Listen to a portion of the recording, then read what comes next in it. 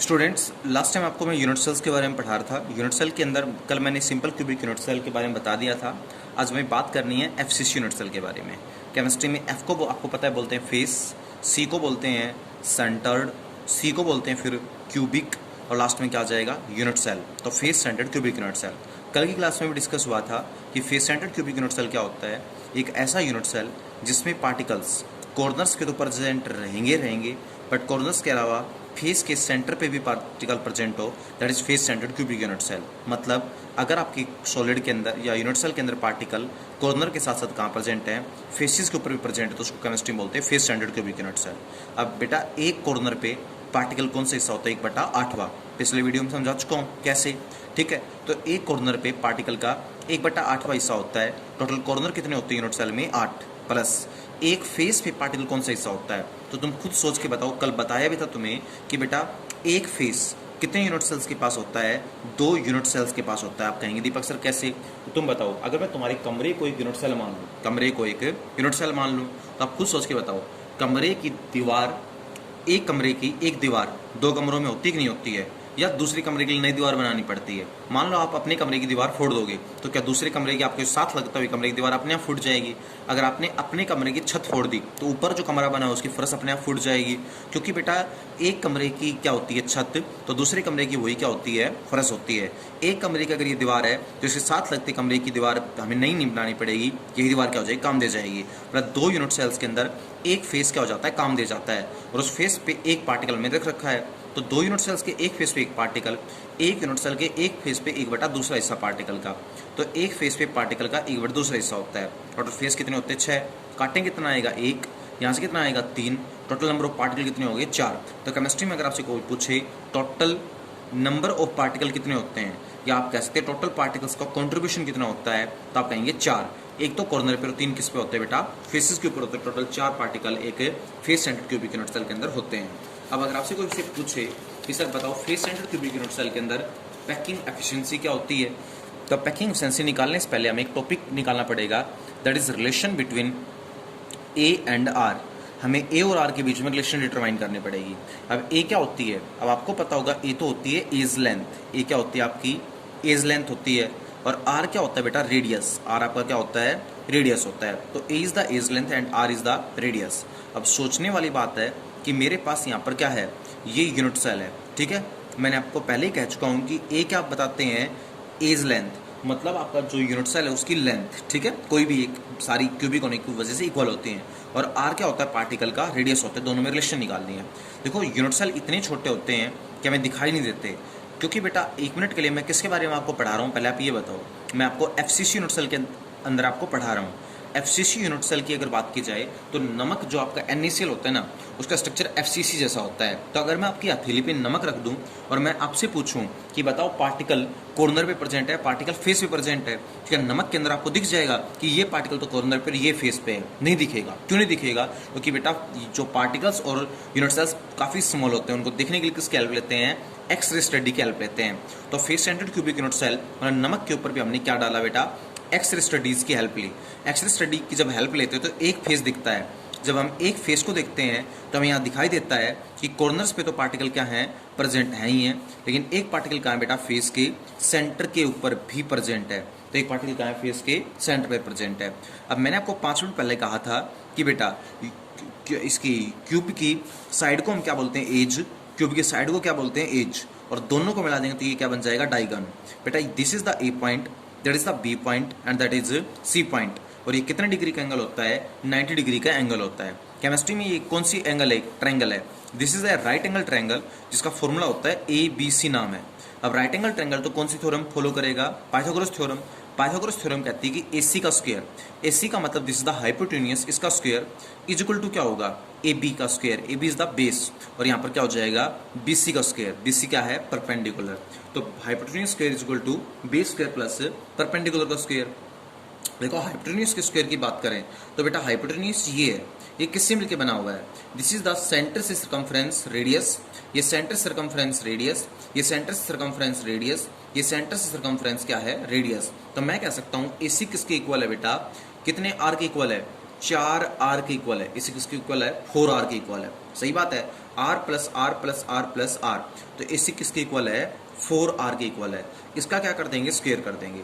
AB की अगर बात की जाए तो AB यहाँ पर किसके इक्वल है, एज लेंथ, जो फॉर्मूला क्या होता है A, तो A का स्क्वायर कर देंगे। BCB क्या है, एज लेंथ, तो उसकी वैल्यू क्या है A, तो A का स्क्वायर कर देंगे। ध्यान से देखो 4 का स्क्वायर क्या होता है 16, r square equal to A, और A कितना हो गया 2A का स्क्वायर, 2 से काटेंगे यहाँ कितना हो गया 8r square equal to A square. दोनों तरफ क्या कर देंगे, स्क्वायर रूट कर दूंगा, कर दूं दोनों तरफ स्क्वायर रूट। 8 को हटाएंगे तो यहाँ क्या हो जाएगा 2√2। अरे 8 का स्क्वायर रूट क्या होता है 2√2, r स्क्वायर से स्क्वायर रूट कैंसिल, A के स्क्वायर से स्क्वायर रूट कैंसिल, तो A किसके इक्वल आ गया बेटा, ध्यान से देखना 2√2 r के इक्वल आ गया। सोल्व करके देखना, राइट एंगल ट्रायंगल ABC आ जाएगा। तो हम कह सकते हैं A और R के बीच में क्या रिलेशन होती है, तो A is equal to 2√2r, ये A और R के बीच में रिलेशन होती है। अब अगर किसी ने कहा कि पैकिंग एफिशिएंसी निकालो, पैकिंग एफिशिएंसी मैंने कहा था पैक होने की एफिशिएंसी मतलब क्षमता, मतलब भरने की क्षमता। पैकिंग एफिशिएंसी की अगर बात करें तो पैकिंग एफिशिएंसी निकालने का तरीका होता है वॉल्यूम ऑफ पार्टिकल।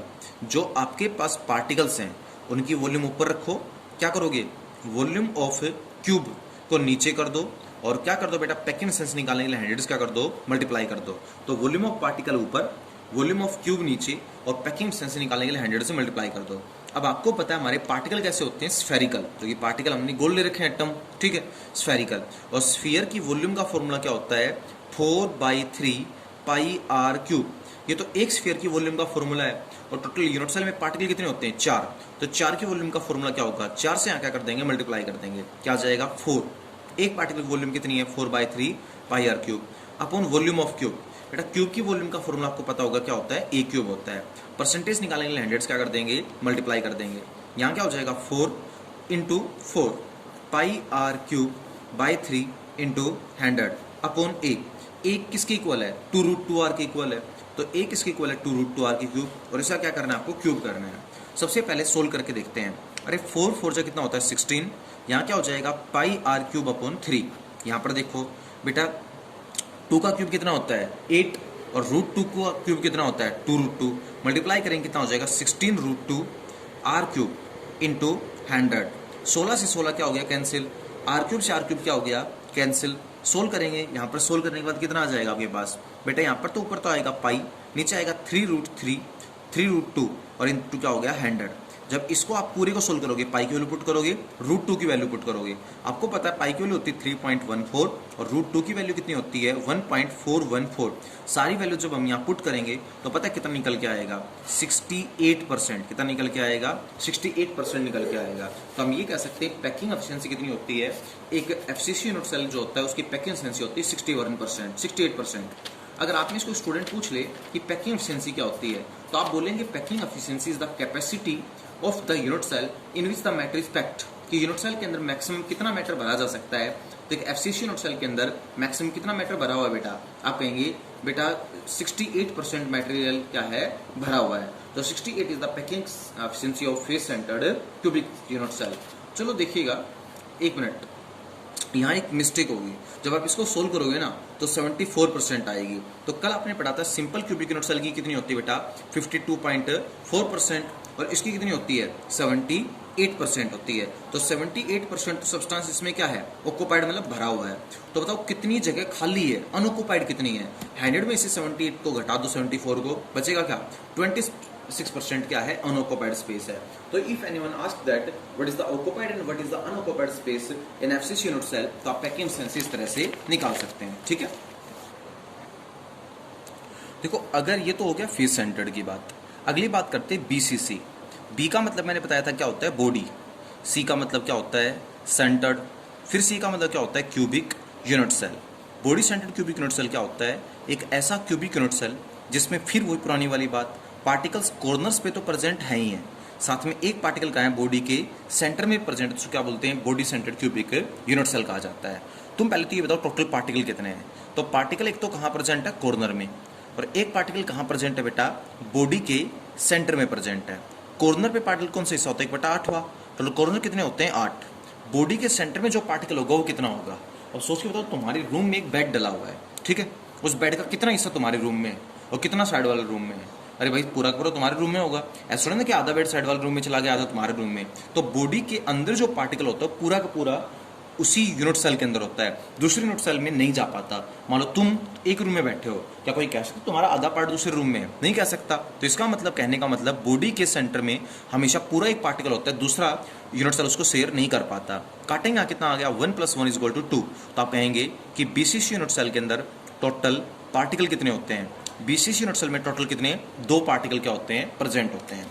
अगर आपको पैकिंग एफिशिएंसी निकालनी है तो पहले आपको क्या निकालनी पड़ेगी, रिलेशन निकालनी पड़ेगी। और रिलेशन भी क्या निकालनी पड़ेगी, relation between A and R. अब 2 तरीके हैं, एक तो सिंपल सा तरीका है, सिंपल सा तरीका है कि तुम मैथ्स के स्टूडेंट कुछ बैठे होंगे, तुम्हें पता होगा डायगोनल कितना होता है एक क्यूब का। क्यूब के डायगोनल का फॉर्मूला क्या होता है, पढ़ा आपने? क्यूब के डायगोन का फॉर्मूला कितना होता है? तो क्यूब के डायगोनल का फॉर्मूला निकाल दो, इक्वेशन सोल्व हो जाएगा। तो क्यूब के डायगोनल का फॉर्मूला बताओ क्या होता है। अगर क्यूब है उसकी एज लेंथ कितनी बेटा, ए है। तो चलो कोशिश करते हैं, क्यूब का डायगोनल निकालने की कोशिश करते हैं और चेक करते हैं। वैसे मैथ के स्टूडेंट हैं, कई बार मैथ्स में ये चीज़ यूज भी होती है। सबसे पहले 1 मिनट सोच के देखो, मैं अगर इसको कितना मान लूँ, एज लेंथ को ए, इस एज लेंथ को भी ए मान लूँ, इसको मैं क्या मान लूँ बेटा, इस ट्रायंगल का हाइपोटेन्यूज मान लूँ, और ये 90 डिग्री एंगल हो गया। तो this is A, this is B और दिस इज सी।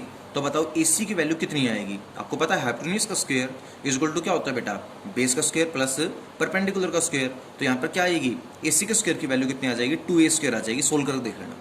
अब अगर मैं इस पॉइंट को यहाँ से मिला दूँ तो ध्यान से देखो, ये फिर क्या बन रहा है, एक ट्रायंगल बन रही है। इसमें ये जो एंगल है वो 90 डिग्री का एंगल है। तो क्या कहलाएगा, CAD एक क्या है, राइट एंगल ट्रायंगल है। CAD is a right angle triangle. अब देखो AC के स्क्वायर की तो आपने वैल्यू निकाल दी, अब CAD फिर क्या आ गई, राइट एंगल ट्रायंगल आ गई। तो जो 90 के सामने होता है उसको बोलते हैं हाइपोटेन्यूज। तो बोलो हाइपोटेन्यूज का स्क्वायर। अब हाइपोटेन्यूज क्या है, CD का स्क्वायर इज इक्वल टू, यहाँ पर क्या हो गया बेटा, बेस क्या है, AC का स्क्वायर, और परपेंडिकुलर क्या है बेटा, AD का स्क्वायर। सही बात है। CD क्या है, हाइपोटेन्यूज का square is equal to AC। अभी 2 मिनट पहले तुमने AC की वैल्यू निकाली ऊपर 2a² प्लस AD। AD क्या है, क्यूब की एक लेंथ है, और क्यूब की लेंथ क्या होती है, a²। तो हम ये कह सकते हैं कि सर CD का स्क्वायर किसके इक्वल आ गया, 3a² के इक्वल आ गया। स्क्वायर हटाऊंगा तो ऊपर क्या आ जाएगा, स्क्वायर रूट आ जाएगा। तो 3 का root a, this is the diagonal. ये क्या होता है, डायगोनल होता है। ठीक है, तो आप ये कह सकते हैं क्यूब के डायगोनल का सीधा फॉर्मूला निकल सकता है √3a। ये मैथ्स में कई जगह आपने यूज किया होगा कि क्यूब के डायगोनल का फॉर्मूला ये होता है। आप ये बताओ डायगोन पे क्या रखा है, ध्यान से देखो। Body centre cubic unit cell में अगर मैं मिला दूं क्यूब के अपोजिट कॉर्नर्स को तो ये डायगोन बनेगा। डायगोन पे ध्यान से देखो क्या रखा है, 1 एटम, 2 एटम और 3 एटम रखे हैं। तो मैं कह सकता हूं कि डायगोन पे 3 एटम रखे हैं। This is the first atom, this is the second atom और this is the third atom. Cube के डायगोन पे टोटल 3 एटम रखे हैं, और डायगोन की वैल्यू हमने अभी निकाली है। किसके इक्वल है डायगोन की वैल्यू, √3a के इक्वल है। अब डायगोन में सेंटर पॉइंट से सर्कमफ्रेंस की डिस्टेंस r, सेंटर सर्कमफ्रेंस की डिस्टेंस r, सेंटर सर्कमफ्रेंस की डिस्टेंस r, सेंटर सर्कमफ्रेंस की डिस्टेंस r। तो बेटा वैसे देखें तो डायगोनल किसकी इक्वल है, r + r + r + r मतलब 4r के इक्वल है। तो √3a इज इक्वल टू कितना हो जाएगा, 4r हो जाएगा। तो a किसकी इक्वल आ जाएगा, 4/√3 r के इक्वल आ जाएगा। दिस इज a और r के बीच में रिलेशन। सोल्व करके देखना थोड़ा कॉम्प्लिकेटेड लगेगा, लेकिन अगर हम डायरेक्ट तरीके से देखें तो आपको पता होना चाहिए कि क्यूब का डायगोनल कितना होता है, √3a, और डायगोनल पे कितने एटम रखे हैं, देखो 2 तो कॉर्नर पे और एक बॉडी के सेंटर में, सभी को मिलाएंगे तो डायगोनल में कितने r के इक्वल हो गया, 4r के इक्वल। डायगोनल की वैल्यू है √3 और डायगोनल की दूसरी वैल्यू है 4r, दोनों की इक्वल पुट करेंगे तो रिलेशन आ जाएगी। अब आपको निकालनी है पैकिंग एफिशिएंसी। पैकिंग एफिशिएंसी का आपको फॉर्मूला पता होगा, वॉल्यूम ऑफ पार्टिकल। तो एक पार्टिकल की वॉल्यूम क्या होती है, 4/3πr³। टोटल पार्टिकल कितने हैं, 2, और क्यूब की वॉल्यूम क्या होती है, a³ इनटू क्या कर देंगे, 100 कर देंगे। बेटा a की वैल्यू यहाँ रिलेशन से पुट करो, सोल्व करो और मेरे को बताओ पैकिंग एफिशिएंसी कितनी होगी। Thank you.